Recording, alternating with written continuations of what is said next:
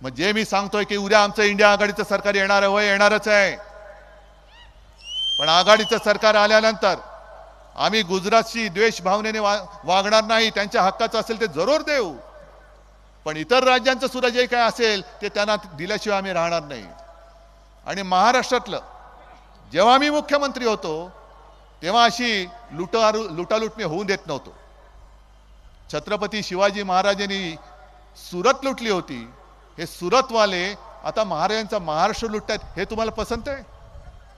अरे इकडे त्यांच्याकडनं कोणी उभा असेल तर असू दे, पण तुमचं मत हे महाराष्ट्राच्या बाजूने असलं पाहिजे, महाराष्ट्राच्या लुटारूच्या बाजूने असता कामा नये. जर तुम्ही सांगलीचा गौरवशाली इतिहासाचे पाईक असाल, वारसदार असाल,